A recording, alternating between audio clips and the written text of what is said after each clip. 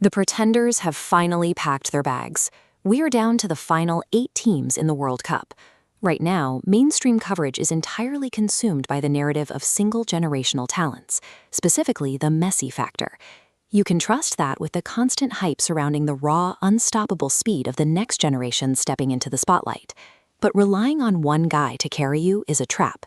Knockout tournaments are decided by who successfully hides their flaws and exploits the other team's tactical compromises. Only one tactical system gets to survive the gauntlet and lift this at the end. Look at how this bracket actually maps out. Instead of team names, we are looking at tactical archetypes. Every team left relies on a specific input that creates a massive advantage, but inherently leaves a fatal vulnerability. Notice how the bracket collapses into a matrix here. To figure out who actually advances, we have to ignore the star power and map these core strategies directly against the exact trade-offs they create. We are going to break down the tactical realities of these 8 remaining squads, so you can make an informed call on who mathematically has the clearest path to the trophy. Starting with the first row on our matrix, the superstar dependencies.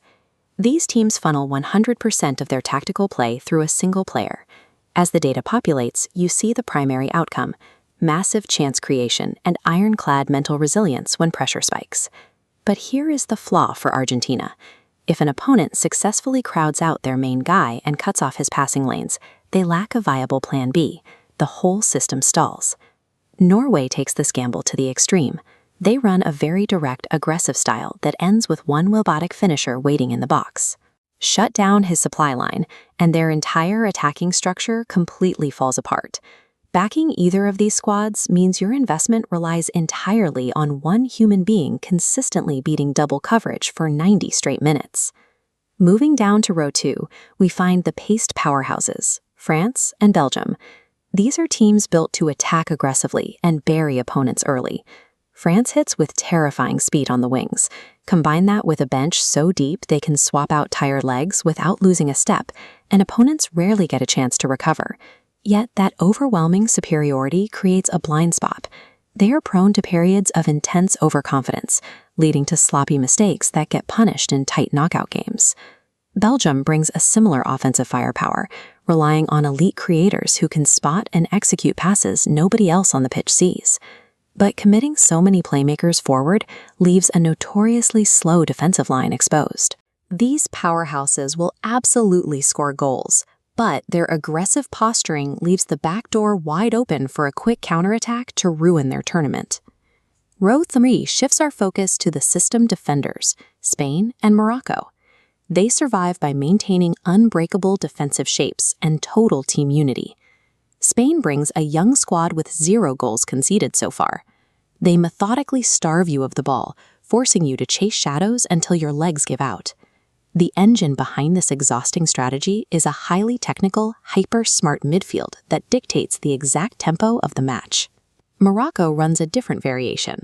They build a fearless, deeply unified defensive block, launching lightning-fast responses down the wings the second they win possession. The problem for both squads is the final third of the pitch. They severely lack clinical finishing.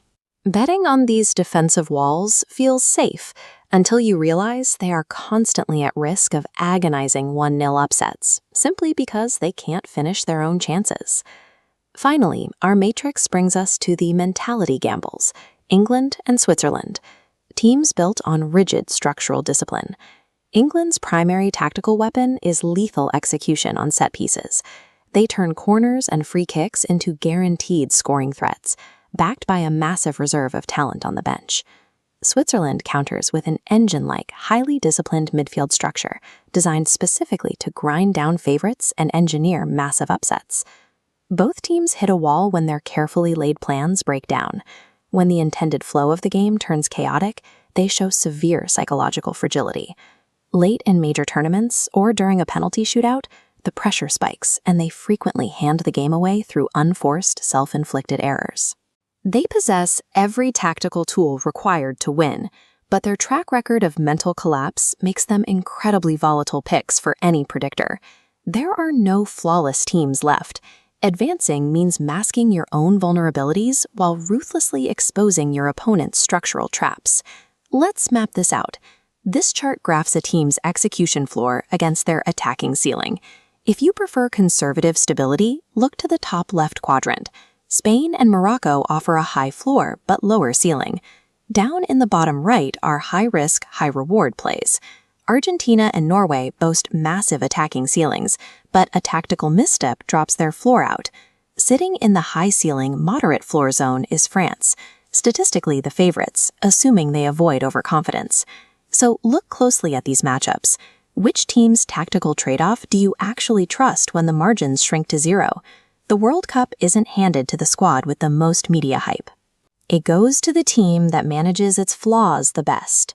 Drop your final bracket predictions down in the comments, and let's see who survives.